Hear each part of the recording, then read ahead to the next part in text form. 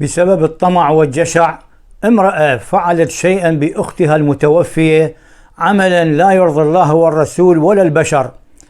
قصة غريبة، اسمعوا هذه القصة. السلام عليكم ورحمة الله وبركاته.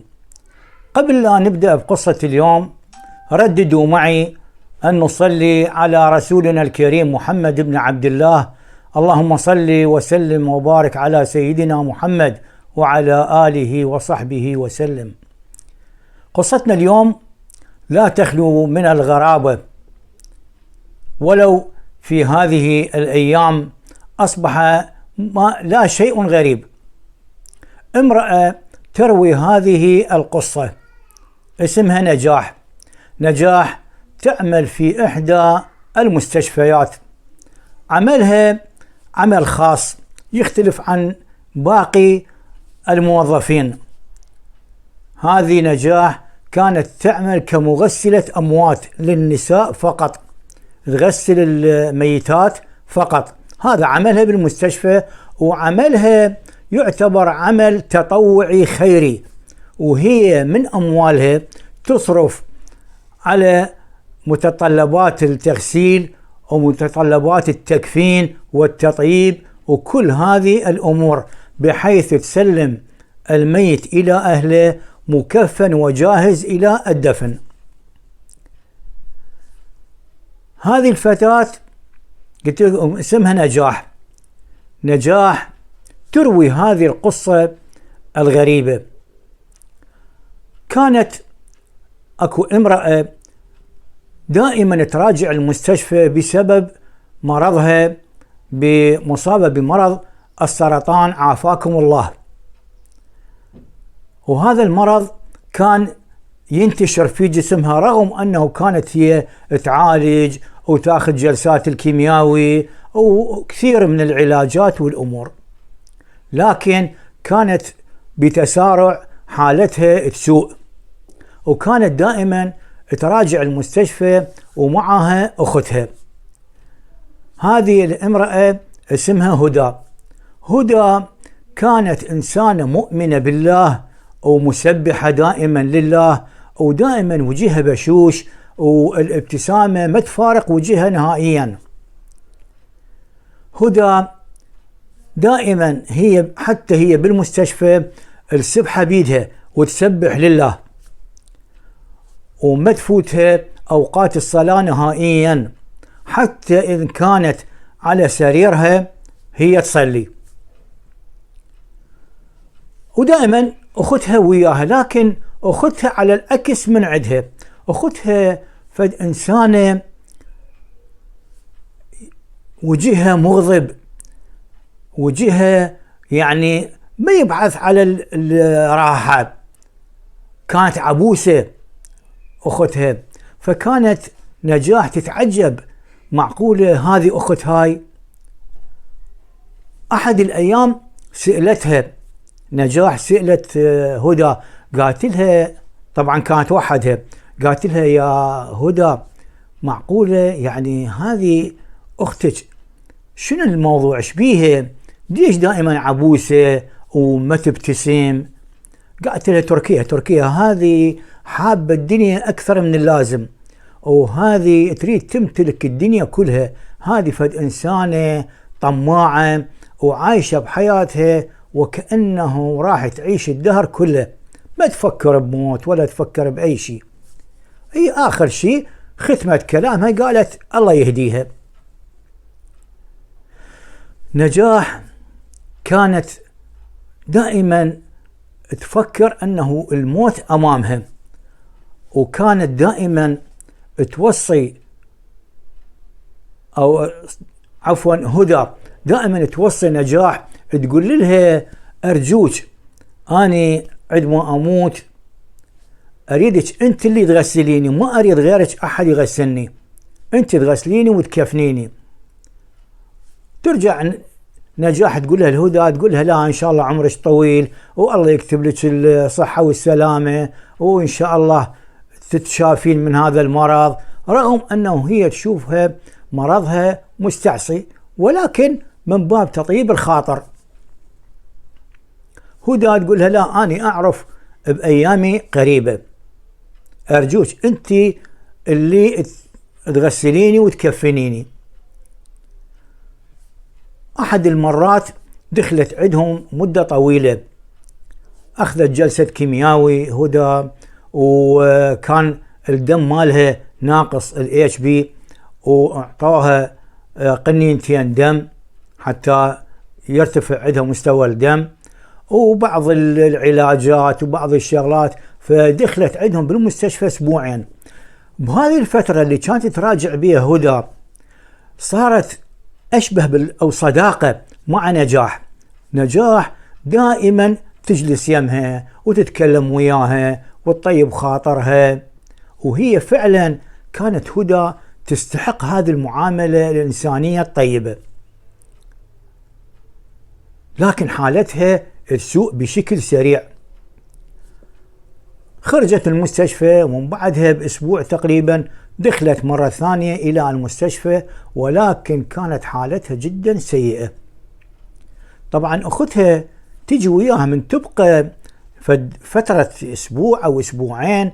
أختها مو تبقى 24 ساعة ملازمة إلها، تذهب إلى البيت تجيب لها بعض الطعام مثلا أو بعض الملابس، تأخذ الملابس اللي تخلعها هي تأخذهن للبيت حتى تغسلهن وتكويهن، يعني من هالأمور هذه.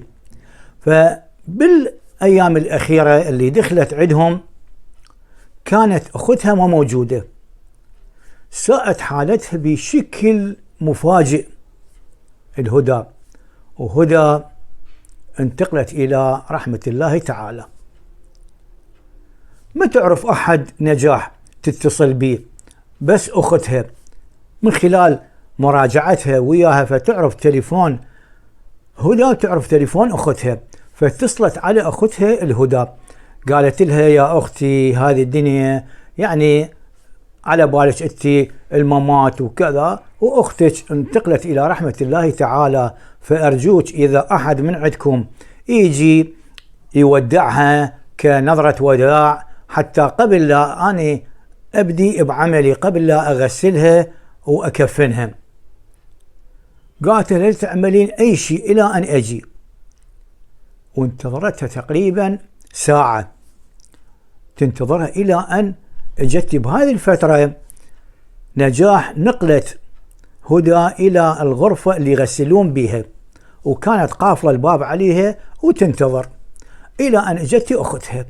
اجت أختها وكانت تبكي بكاء شديد وتصرخ ويا أختي ليش تركتيني، يعني هذه الأمور اللي يكون بها توديع الميت من محبينه. قالت لها ترى اتأخرت كثير وإكرام الميت دفنه، ولازم أنا أقوم بواجبي أغسلها وأكفنها، فأرجوك إذا عندك شيء تردين تدخلين عليها تنظرين نظرة الوداع لها حتى أكفنها. دخلت عليها قالت لها تمام هسه راح أدخل عليها. دخلت عليها للغرفة قالت لها أرجوك اقفل الباب علي. غلقت الباب وتنتظر نجاح، تسمع البكاء مال أختها وتسمع العويل وتسمع هاي الأمور، لكن من بعد 10 دقائق اختفى الصوت نهائيا. نجاح اتفاجئت، وين راح صوتها؟ أختها ساكتة، ماكو أي صوت. انتظرت 5 دقائق 10 دقائق ماكو أي صوت. فصار عندها حب الفضول، تريد تفتهم شنو اللي دا يصير بالغرفة، لكن تستحي أنه تفتح الباب عليها وتشوف شنو الموضوع. اجتي تسترق النظر من خلال ثقب المفتاح مال الباب، تشوفه صار هي مقابل الباب، وإذا شوفت منظر تفاجئت بيه نجاح. شنو هاي؟ شافت أختها بيدها اسطمبة مال حبر، هذا الأزرق هذا مال بصمة بيد أختها، ومخرجة إيدها الأختها والهدى ودا تبصمها على الأوراق. إذن أكو فد شيء مو قانوني، أكو فد شيء غريب دا تعمله هذه. مباشرة أخرجت المفتاح وقفلت الباب عليها. طبعا أختها الهدى بدت تصارخ عليها تقول لها افتحي الباب. على السريع راحت نجاح وخبرت مدير المستشفى، قالت له يا أستاذ يا دكتور هذا اللي يصير عندي. مباشرة مدير المستشفى خبر القوة الأمنية أو الشرطة اللي موجودين بالمستشفى. اجوا الشرطة قال افتح الباب، فتحت الباب وكانت جالسة قريبة عليها أختها على هدى، واضح بدون ما تخفي أي شيء. عثروا على أوراق مكتوب بيها تنازل عن أملاكها الهدى، ومبصمتها عليها، وشافوا إبهام الجثة هدى عليه أثر الحبر الأزرق. ألقوا القبض عليها وأخذوها. طبعا هو في وقت سابق من خلال نجاح يعني جلساتها ويا هدى تكلمت لها قالت لها أنا كنت متزوجة وزوجي الله ممكنه وعنده عمارات وعنده بيوت، وبعدين زوجي انتقل إلى رحمة الله تعالى وتوفى، فأني انتقلت إلي حصتي من الورث، وحصتي كانت عبارة عن عمارتين وبيوت، بيتين أو 3، وعندها محلات مؤجرة وغيرها محلات يعني دكاكين تجارية. وأني أريد أوصي يعني موصي أختي أنه هذه تخليها على روحي وروح زوجي. أنا ما تزوجت بعد وراء لأنه أنا كنت أشعر بهذا مرضي، فأنا بعد مو مال زواج.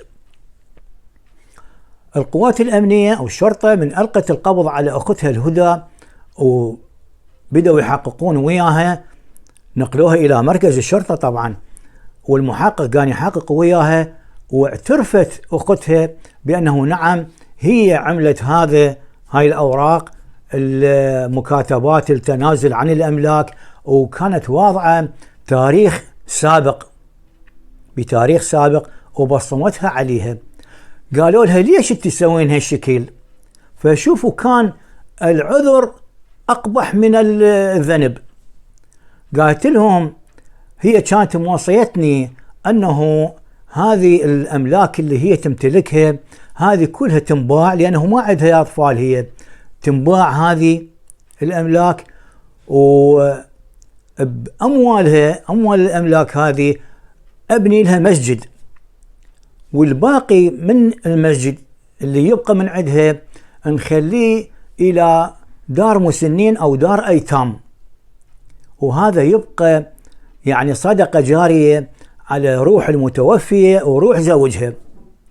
قالت لهم أني خفت لا أخواني يستولون على هذه المبالغ، مبالغ الورث، وما راح ينفذوا لها وصيتها،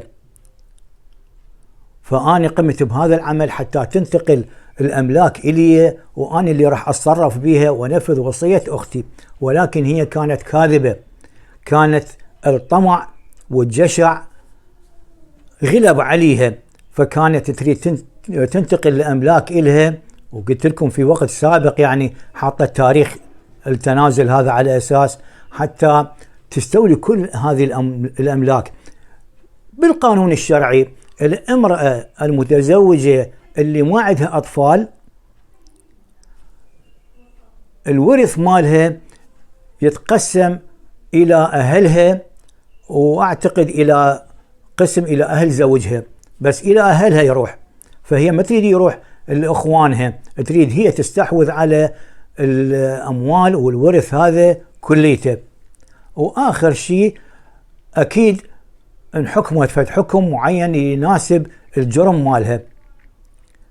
هذه نهاية القصة، وأستودعكم الله الذي لا تضيع عنده الودائع، والسلام عليكم ورحمة الله وبركاته.